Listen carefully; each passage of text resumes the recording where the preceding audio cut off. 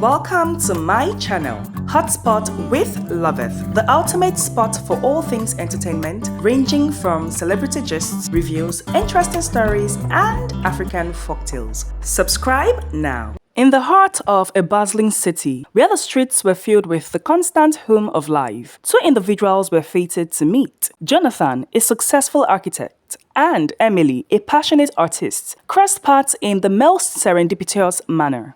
It was a Friday evening, and the city was alive with the vibrant energy of people eager to welcome the weekend. Jonathan had just left a long day at the firm, his mind occupied with the details of a new project. Emily, on the other hand, was enjoying the fleeting moments of inspiration in a cafe, sketching the world around her. As Jonathan entered the cafe, seeking refuge from the chaos outside, his eyes fell upon Emily. She was a vision of serenity amidst the urban hustle, her fingers deftly moving over a sketchpad, capturing the essence of life around her. Jonathan, drawn by an inexplicable force, approached her. "May I join you?" he asked, his voice breaking the spell of her concentrated silence. Emily looked up, her eyes meeting his. There was a spark, a connection that neither could deny. "Sure," she replied with a warm smile, gesturing to the seat across her. An evening of conversations that flowed as naturally as a river began, their souls finding a rhythm that felt both new and familiar. Days turned into weeks, and Jonathan and Emily found themselves entwined in a whirlwind of emotions. They explored the city together, each adventure deepening their bond. Jonathan, with his structured life and logical mind, found Emily's free-spirited nature both fascinating and liberating. She, in turn, was captivated by his dedication and the meticulous care he put into his work. Their connection was undeniable, yet, beneath the surface, different currents ran deep. Jonathan was a man of careful restraint, his emotions often kept in check by the rigid boundaries of his profession. Emily, however, wore her heart on her sleeve, her passions fueling her art and her life.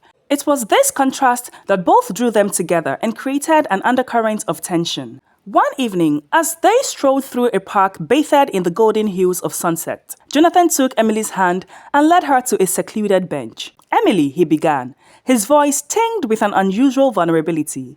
"I've never met anyone like you. You are different. You make me see the world in colors that I never knew existed." Emily's heart swelled at his words. She leaned in, her lips brushing against his in a kiss that spoke of more than just attraction. It was a promise, a declaration of something deeper. Yet, even in that moment of connection, there was an unspoken understanding that their journey was just beginning, with love and lust intertwining in complex ways. As their relationship deepened, the line between love and lust began to blur. Jonathan found himself increasingly drawn to Emily, not just for her beauty, but for the way she made him feel alive. Their physical connection was intense, a dance of desire that left both of them breathless. Yet, for Jonathan, it was more than just physical. He was falling in love, his heart opening in ways he hadn't thought possible. Emily, however, was caught in a different struggle. She loved Jonathan, but her past had taught her to be wary of the intensity of emotions. Lust was something she understood,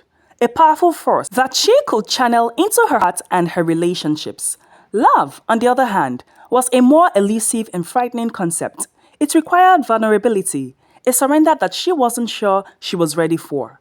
One night, as they lay entwined in the afterglow of their passion, Jonathan turned to her, his eyes searching. "Emily, what are we?" he asked, his voice a mere whisper in the darkness. Emily hesitated, her mind a tumult of emotions. "We are us," she replied, her words deliberately ambiguous. She wanted to hold on to what they had without defining it, afraid that naming it might somehow change it. As the months passed, the tension between love and lust became more pronounced. Jonathan's feelings for Emily grew stronger, his desire for a deeper commitment becoming more evident. He wanted to share his life with her, to build a future together. Emily, however, remained elusive, her fear of losing herself in the relationship creating a barrier between them. Their physical connection, once a source of joy, now became a battleground.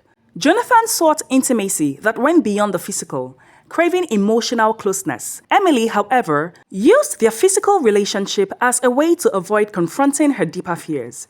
Their nights together became fraught with unspoken words and unresolved tensions. One evening, after a particularly intense argument, Jonathan stood in the doorway of Emily's studio, his heart heavy. "Emily, I can't keep doing this, he said, his voice breaking.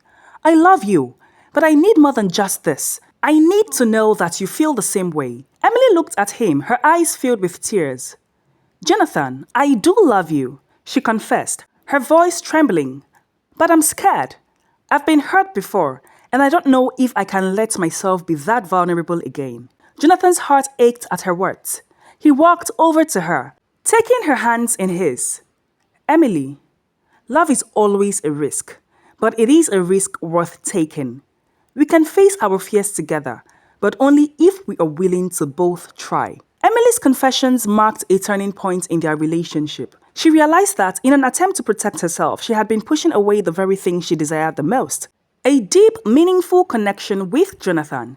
She began to open up, sharing her fears and insecurities, allowing Jonathan to see the parts of her she had kept hidden. Their journey was not easy. There were moments of doubt and pain, but there were also moments of profound joy and connection. Jonathan learned to be patient, understanding that Emily's journey towards vulnerability was a process.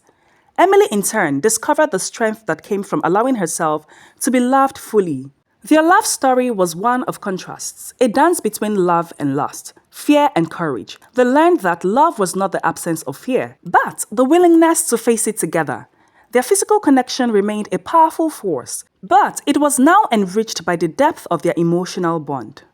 Years later, Jonathan and Emily stood together, hand in hand, looking out over the city that had brought them together. They had built a life together, one that honored both their individuality and their shared dreams.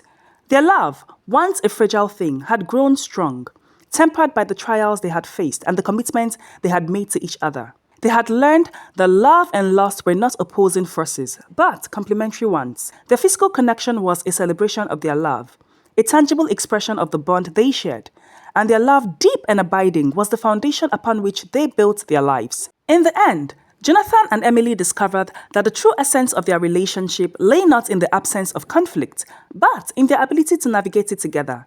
They had found a balance, a harmony that had allowed them to be both lovers and partners, each enriching the other's life in ways they had never imagined. Their story was a testament to the power of love and the beauty of vulnerability, a reminder that the greatest rewards often come from taking the greatest risks.